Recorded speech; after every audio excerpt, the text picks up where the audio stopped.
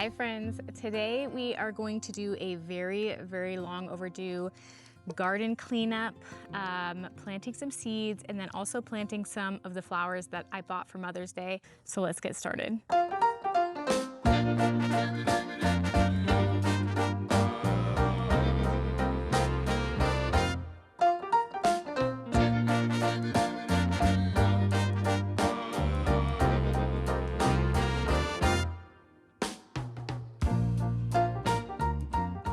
So as you can see, I've got a few things that I still need to plant. These are all ones that I got for Mother's Day, but the pansies are absolutely thriving, which I love to see because I love pansies and I've never had all that great of luck with them. But these ones I planted last fall, and we live in a more mild climate, so they survived all winter and now they're just like absolutely thriving, which I love.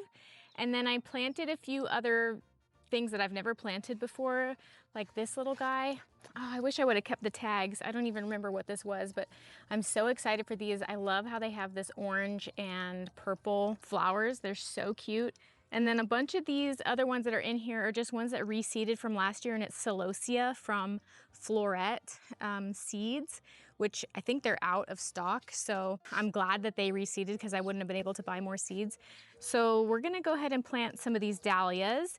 And then this is yarrow. It's supposed to do really good in warmer climates, so I'm excited to see how this does. And it puts out these cool, like just little bundles of really tiny, delicate flowers.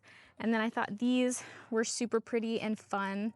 I love how they kind of look like a daisy, but they also kind of have like a globe look to them too. Just like the last couple of potted flowers that I need to plant, because this is what we see the most when we're looking out the kitchen windows. So I just wanted this to be full of flowers.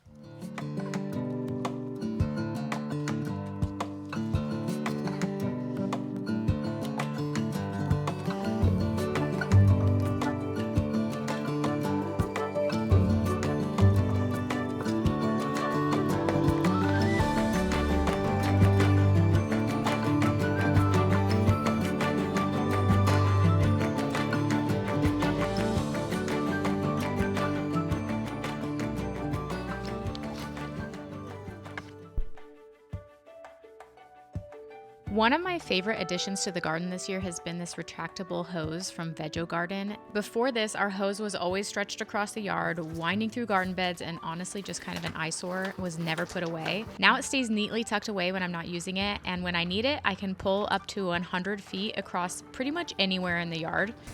It also has a quick connect system, so switching attachments just takes a few seconds, and the 9-pattern nozzle makes it easy to go from gently watering seedlings to giving everything a deeper soak, or even something high pressure. But my favorite part is how easily it retracts when I'm done. No more dragging the hose across the yard, trying to wrestle it back into place, or just not even bothering to put it away. It's just one of those small things that's making gardening that much more enjoyable and also keeping the backyard nice and tidy. If you guys are interested in checking out this retractable hose, I have a link below in the description.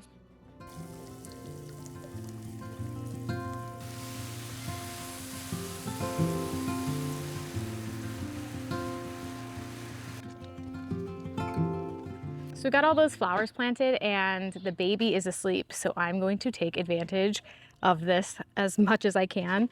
I've got 2 boxes of seeds here. One box is a bunch of vegetables and like herbs and things, and the other is flowers.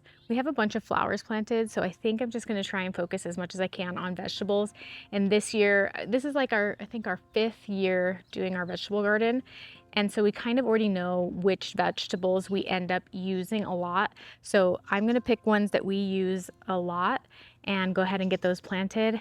And hopefully I'm not too late because this is really late in the season to be planting. Okay, so what I like to do is make a little trench right underneath the watering line. And I'm just gonna do little patches of different stuff here and there.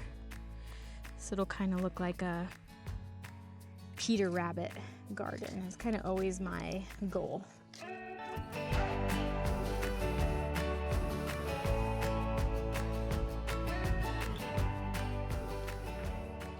If you guys watched my video last year about my Italian Nonna summer, we made our own marinara for ravioli from like this massive garden of tomatoes that I had. So this year we're switching it up, and we have another trellis on the other side of the garden, and we've got a couple of tomatoes planted, but I'm always wanting to plant like heirloom tomatoes, which we've never had very good luck with. So I'm gonna try these. I don't know if these are considered heirloom, but they're black cherry tomato. And I thought these looked really good. So I'm gonna plant a couple of these and see if we can make anything happen with these. And the nice thing about planting them by this trellis is that you can trellis the tomatoes so that they climb sort of up with support, but they'll climb up the trellis, and it helps to make them more pest resistant. And it's also just really cool. It looks really, really good. And we get so many tomatoes from it. So since I'm so far behind on planting, I did go ahead and go to the garden center and picked up a few things that I just felt like are some of those things that I should probably have started already. So I got a bunch of bell peppers. I got some, I got some cucumbers. I got some broccoli and some cabbage, or not cabbage, some cauliflower. So I'm really excited to get some of these in the ground. And then I think we'll be done for the day.